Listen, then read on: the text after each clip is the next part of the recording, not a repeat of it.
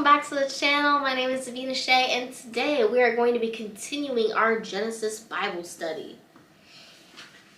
So today's part of Genesis Bible study has a lot more reading than it does questions, but all good, all good. We will chug along and discuss everything as it comes. Here we go.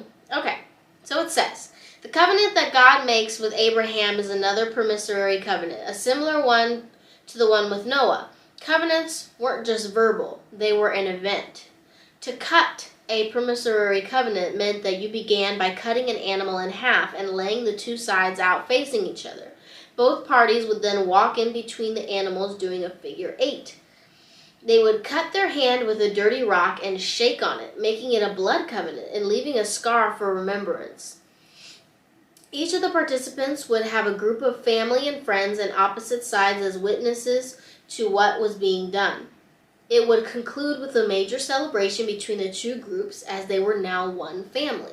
When God made this covenant with Abram, God knew that Abram couldn't fulfill it, but his son would one day be able to. Therefore, God completed the covenant for us so that we can just receive the free gift and be included in the family without having to work for it. So what are your thoughts on this whole process? Kind of strange, right? In chapter 16 and 21, we learn about the births of Isaac and Ishmael. Both born of different women, and the birth of Ishmael went against the promise of God that he would provide a child through Sarah in her old age. Since Abraham was still the father, God promised to bless Ishmael and provide his descendants with many nations. That's how God works. He is faithful in his promises even when we, his children, mess up. In modern day, Ishmael is the father of the Arab nations. Now the question reads, what do you observe in the news regarding Arab nations and Israel today? Now I didn't actually have an answer for this because I'll be honest with you, I don't really watch the news much. Quite frankly, because I don't feel like the news is as good of a source as it should be these days. These days especially.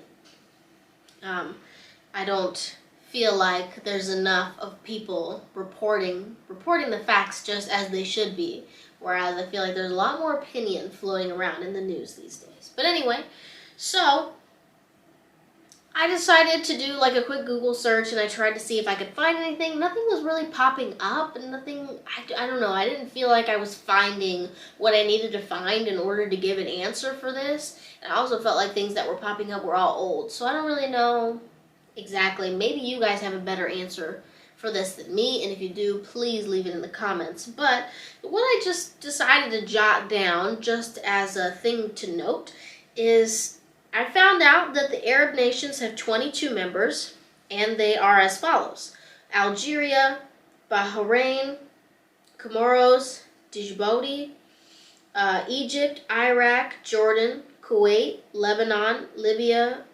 Mauritania, Morocco, Oman, Palestine, Qatar, Saudi Arabia, Somalia, Sudan, Syria, Tanzania, United Arab Emirates, and Yemen. That's what I found online. So, maybe if you've heard anything about those countries specifically in recent times, maybe you can let me know. I'm not exactly sure what they were trying to get at with that question. But continuing on, God promised Abraham that his son was going to be great. But now God is telling Abraham to offer Isaac as a sacrifice. Think of how that would mess with Abraham's head. And think of how that would mess with Isaac's head. Isaac wasn't a little boy like he's portrayed in so many instances. He was actually a grown man in his 30s. Not only did Abraham have to have great faith, but Isaac had to have even more. So the next question reads, why were Abraham and Isaac willing to follow through with God's request?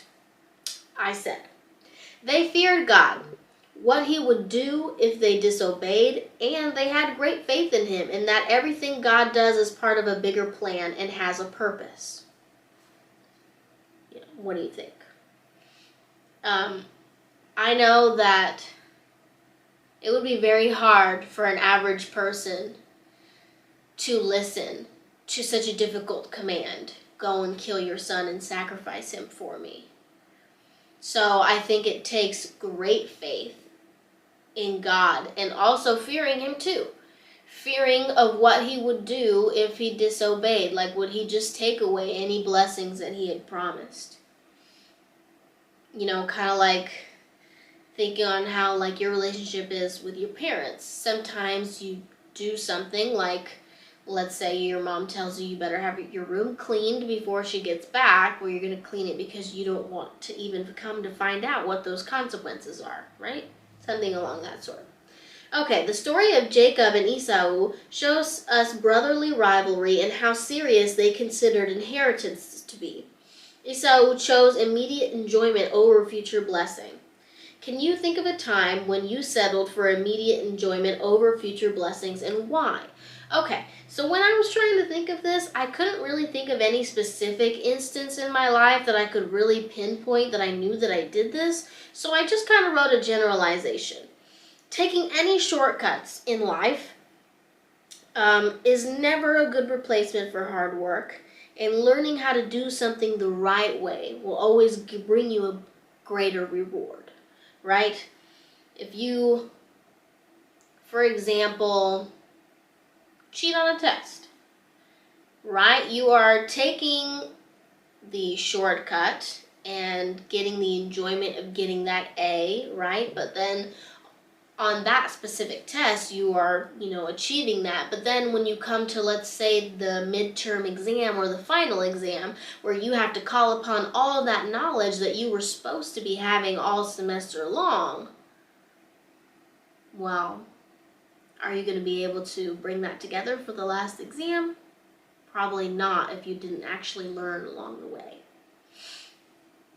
And I've been learning a lot about how important hard work is in life. Taking shortcuts is never the right way. You have to work hard in anything and everything that you do. And I'm trying really hard to apply that in my life, because we all have a lazy streak, most of us anyway, whether we like to admit it or not. And it's really hard to overcome that. It's really hard to overcome the devil in the back of your mind saying, don't get on that treadmill. Just lay down and watch Netflix and eat a bag of chips. It's really hard to do that sometimes. To push yourself to put in the work. So, there it is.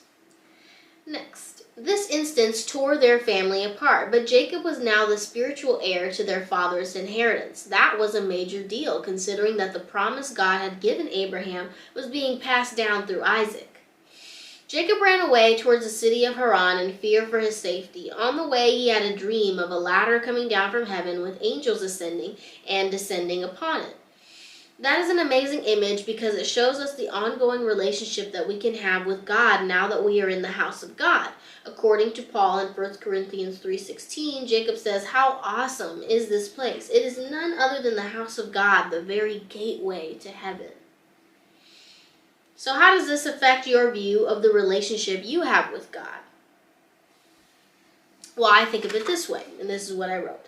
When I pray, it's like my words are going up the ladder and God sends his response down. It's an everyday interaction and God is always there, even though I don't always see his response right away.